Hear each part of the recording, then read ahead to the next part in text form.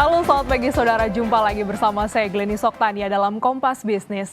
Percepatan transisi energi jadi langkah penting untuk memenuhi target net zero emission di tahun 2060. Lantas bagaimana kesiapan industri migas saat ini? Kami akan berbincang bersama dengan Yuzaini Yusof, IPA Presiden, dan juga Bapak Krisna Isma Putra, IPA Convex 2023 Chairperson. Selamat pagi, Bapak-Bapak, sehat selalu? Selamat pagi. Ya, kita akan ngobrol terkait dengan kondisi hulu migas kita. Tentu kita juga punya, sebenarnya bagaimana sih Pak Yus terlebih dahulu, bagaimana kondisi industri migas kita? Kita juga punya tantangan untuk net zero emission. Dan ini gimana? Apakah ini juga akan menghambat industri migas kita, Pak? Ya, terima kasih ya, Glenn, for inviting us ya hari ini. So kalau kita lihat sekarang ini industri migas sekarang dalam fasa ataupun tren pemulihan. Ya, kalau kita lihat sekarang produksinya sudah meningkat dalam 600 lebih ribu barrel per hari dan juga gasnya lebih kurang 5,3 standard miliar kubik per day ya.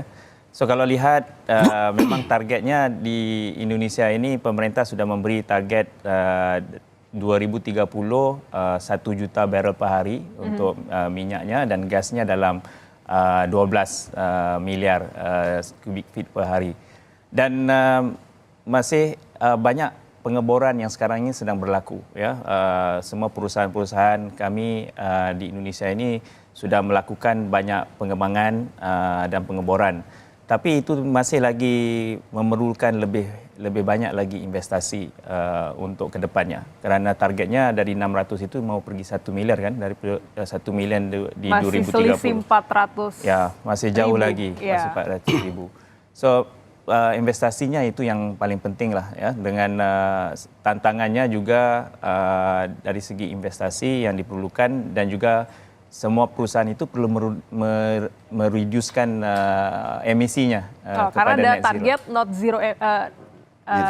zero emission di 2060 itu. 2060 dan semua perusahaan itu memang sudah mengkondisi untuk setiap proyek-proyeknya dan investasinya ke depannya perlu ada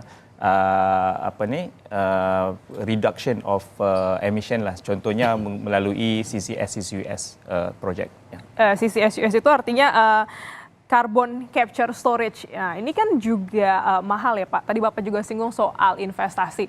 Dari IPA sendiri melihat investasi di sektor hulu migas ini seperti apa sih saat ini? Kalau kita lihat sekarang ini ada ketidakpastian untuk investasi hulu migas kerana of course disebabkan energi transisi, ya, transisi energi. Dan juga volatility untuk komoditinya dan juga ada potensi untuk resesi global.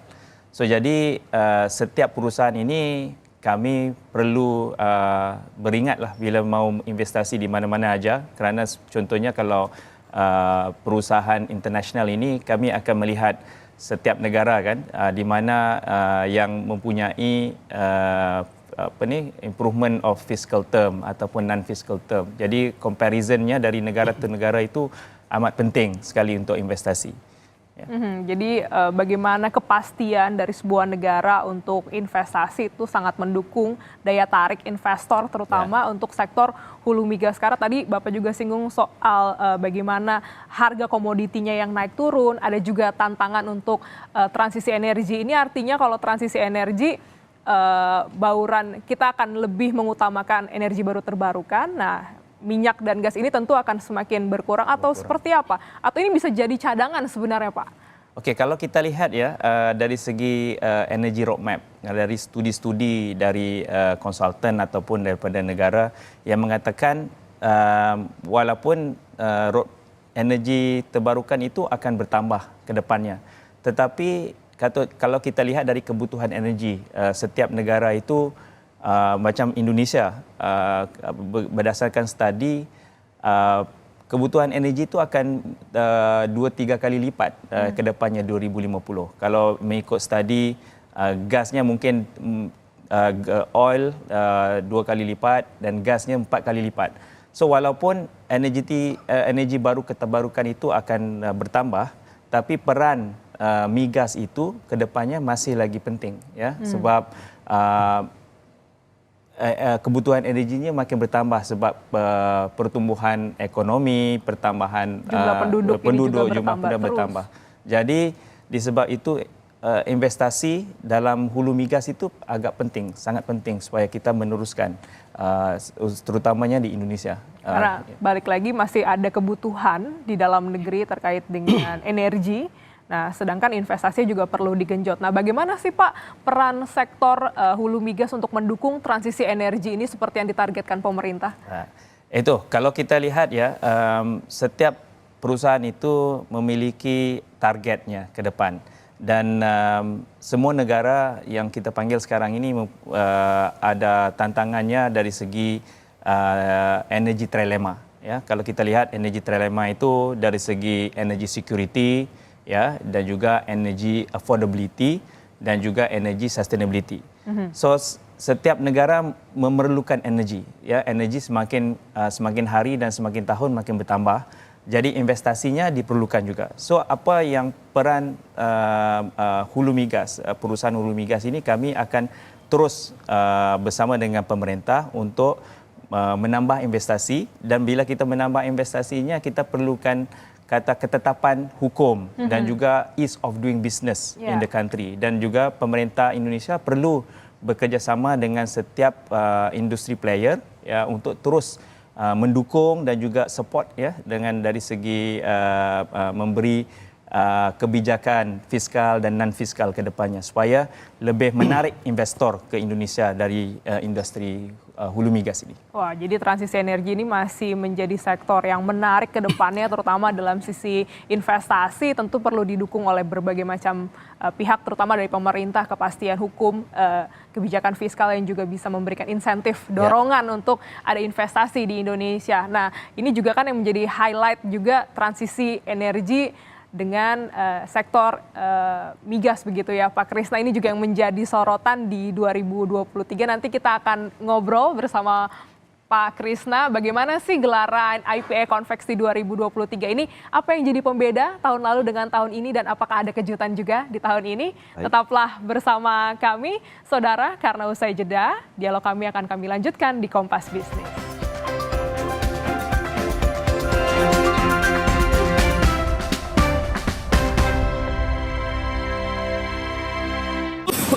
Sorry.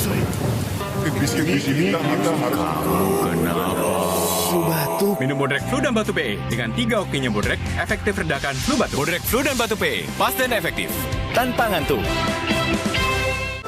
Siap untuk tantangan Vanis Pink baru? Yuk kita kotorin. Hah? Gimana cara bersihinnya? Pakai deterjen, tapi harus disikat berkali-kali. Warnanya pudar, gimana ya? Deterjen aja emang gak cukup. Tambahkan Vanis Pink baru dengan 3 keunggulan. Hilangkan noda membandel tanpa harus repot. Aktif lindungi warna, bajunya panjang umur. Tiap mencuci, tambahkan Vanis Pink baru. 3 keunggulan. Vanis Pink baru. Kenapa pakai Dettol setiap hari? Setiap hari suami saya kena panas dan polusi. Parahnya lagi, setiap hari anak saya terpapar kuman dari temannya yang sakit dan keringat. Terus pulangnya bau kuman. Makanya saya pakai Dettol. Germ Defense formulanya berikan perlindungan lawan 99,99% kuman untuk keluarga. Dettol, yakin terlindung setiap hari. Terus, enaknya terus. Manis asam, cuy. Manis asam, cuy. Manis asam, cuy. Oleh terus. Gak nempel di gigi. Slay, oleh.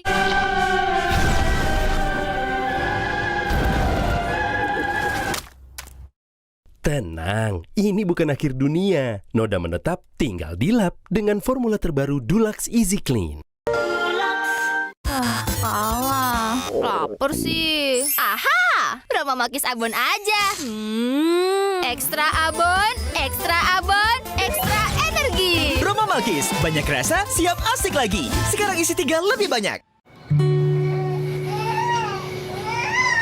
Banyak minum, bantu bikin ASI lancar. Makanya aku aqua dulu. Jatuh nggak nih? Jatuh nggak ya? Cukup kan deh. Sini, aku dulu. Diciptakan oleh alam, 100% murni air mineral pegunungan. Apapun aktivitasmu, aku dulu. Baru, Indomie Ramen Series otentik Jepang. Ada Indomie Tori Miso, paduan kuah kental gurih dan aromanya bikin nagih. Ada juga Indomie Takoyaki dan shoyu. Indomie Ramen Series, nikmat otentiknya memuaskan. Ini Minggu, Ayah. Stop dulu kerjanya. Hai Ayah semua, yuk seru-seruan. Wo oh oh oh Oreo. Wo oh oh oh Oreo.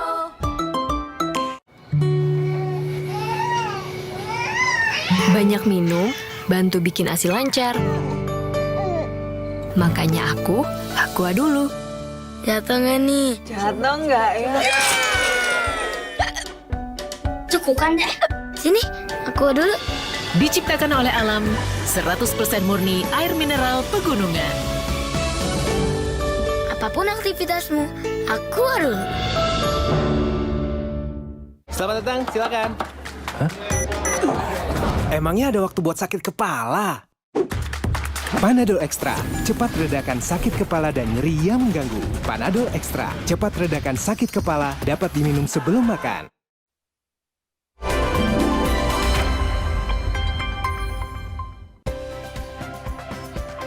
Masih bersama dengan Bapak Yuzaini Yusof, IPA Presiden, dan juga Bapak Krisna Isma Putra, maksud kami, IPA Convex 2023 Chairperson. Saya akan ngobrol bersama dengan Pak Krisna. Tadi kan kita sudah ngobrol soal secara garis besar bagaimana kondisi. Nah, IPA juga akan ada acara nih Pak. Nah, ini boleh dijelasin di mana acaranya dan apa sih menjadi highlight untuk tahun ini? Baik, terima kasih Pak Klinis. Seperti yang disampaikan tadi bahwa ditanyakan apa hal yang baru.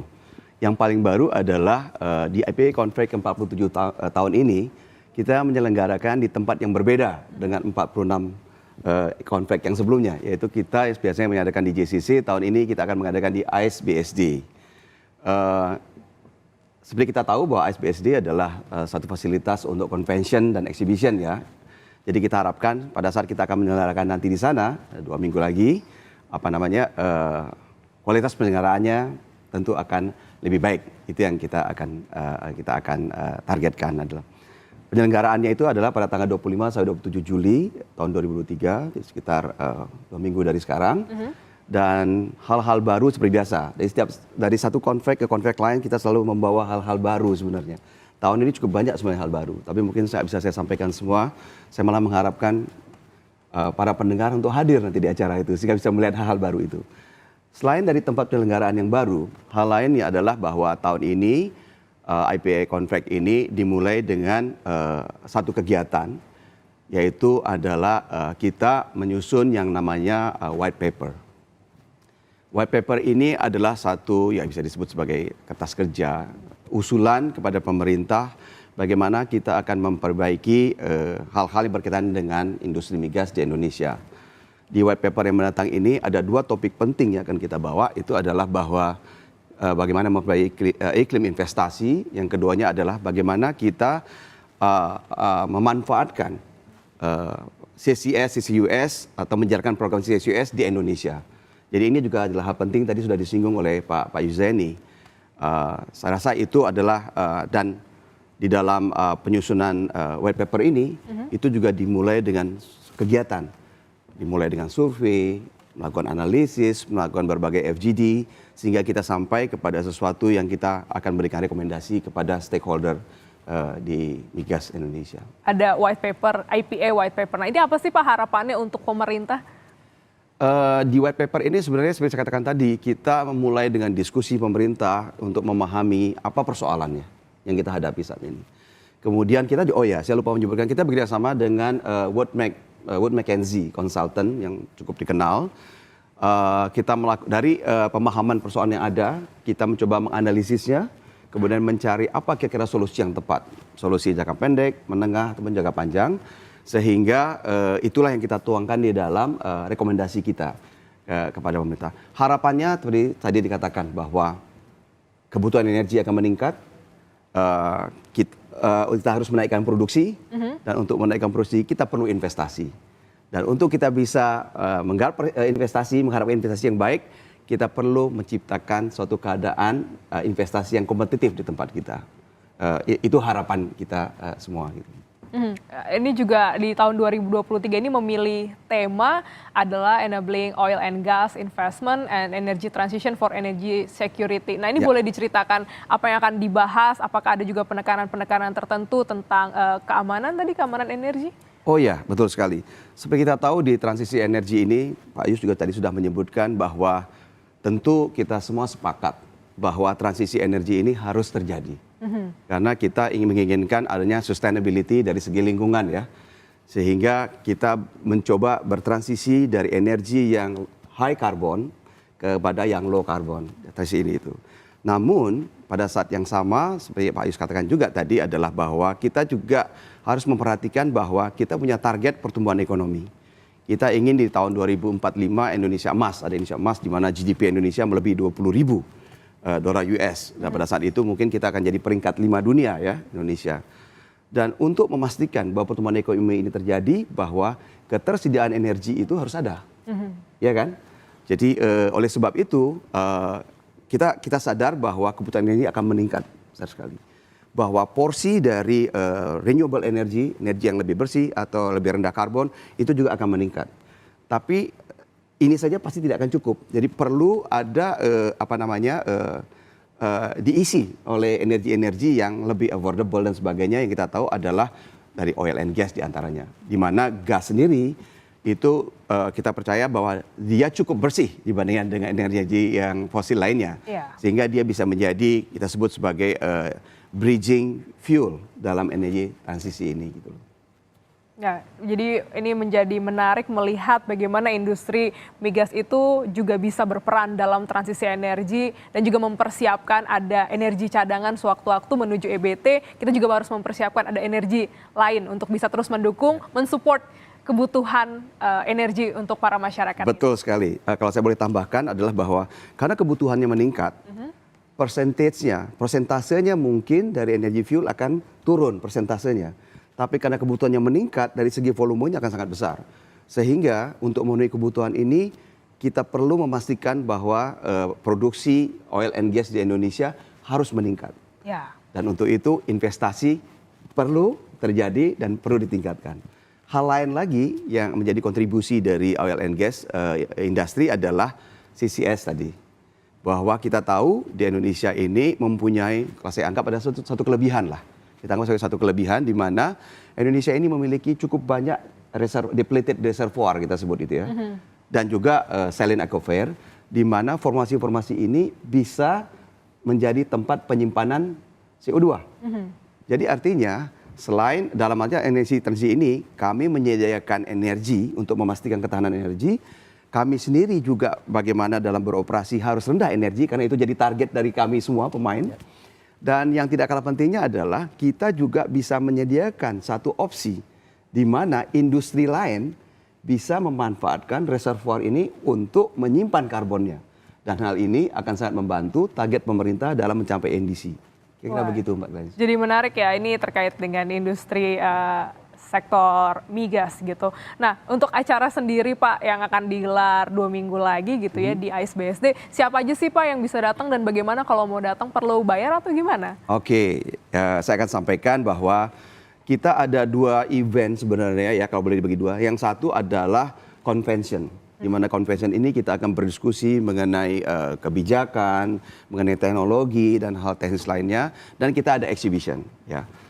Siapa yang hadir di dalam convention ini biasanya yang hadir adalah profesional dan pengambil kebijakan. Dan untuk convention ini memang berbayar. Ya. Tetapi untuk exhibitionnya itu free untuk publik. Jadi setiap orang boleh datang, mendaftar dan bisa hadir. Dan karena kita akan menyediakan ini di AISBSD, dari pihak penyelenggara kami juga menyediakan shuttle. Dan shuttle-nya gratis. Wow. Jadi ada 4 lokasi gitu ya, di mana para pengunjung bisa ikut shuttle itu dengan mendaftar dan itu free. Selain daripada itu, karena kita ada di BSD juga, kita menyediakan co-working space. Jadi kita menyediakan lebih sekitar 200 co-working space di mana orang-orang bisa bekerja di situ, ada refreshment nanti di situ gitu ya, dan itu free untuk digunakan juga. Yang terakhir yang nggak kalah penting juga di sana nanti akan ada food truck, jadi orang juga bisa sambil kuliner di sana. Oke. Yang ini nggak free ya Mbak. Terima kasih. Menikmati convention dan juga ada sejumlah fasilitas lain yang juga mendukung untuk bisa bekerja remote mungkin ya dari wilayah Tangerang untuk bisa tetap connect ke Jakarta. Terakhir ke Pak Yus, harapannya nih Pak untuk acara tahun ini untuk pemerintah dan juga industri sektor migas ini seperti apa? Ya, terima kasih ya. Kalau kita lihat IPA ini sudah berada di Indonesia selama 47 tahun, ya, Indonesia Petroleum Association. Kami ini sebagai membuat advokasi, ya, bersama-sama dengan semua perusahaan dan juga dengan pemerintah bersama-sama untuk terus meningkatkan produktiviti dan juga kualitas untuk industri migas. Jadi harapannya untuk tahun ini di convention ini supaya diskusi dan kolaborasi itu sangat erat antara pemain industri dan juga pemerintah supaya kita dapat solve the problem of bagaimana kita akan meneruskan investasi ke depan untuk industri ini yang perannya sangat penting untuk pemerintah, untuk Indonesia dan juga untuk all the companies ya, dan juga bagaimana kita menurunkan emisi karbon itu. Targetnya untuk Indonesia 2060. Ada juga perusahaan-perusahaannya semuanya ada targetnya tersendiri. Bagaimana kita bersama-sama untuk diskusi dan juga ada terlahirnya white paper ini ya, kertas kerja ini yang kami akan sampaikan kepada Menteri ESDM di masa convention ini supaya kita dapat terus continue discussion-nya itu selepas daripada convention inilah supaya benda ini tidak hanya during the convention tapi juga akan berterusan dari segi kolaborasinya antara pemain dan juga pemerintah. Itu harapan kami. Baik, terima kasih. Kalau dari saya, Mbak, silakan, harapannya adalah buat para pendengar semua yang ingin mengetahui lebih banyak mengenai energi, terutama di oil and gas, silakan datang di Convex nanti. Akan ada lebih kurang 120 exhibitor yang akan ikut dalam exhibition itu. Dan ada juga nanti stage di mana ada diskusi-diskusi yang dilakukan yang di mana publik bisa ikut serta. Oke, menarik. Terima kasih Pak Yus Zaini Yusof, IPA Presiden, dan juga Bapak Krisna Isma Putra, IPA Convex Chairperson telah bergabung di Kompas Bisnis pagi hari ini. Sehat selalu Bapak-Bapak. Terima kasih. Dan saudara tetaplah bersama kami karena usai jeda Sapa Indonesia Pagi akan kembali dengan sejumlah informasi menarik lainnya.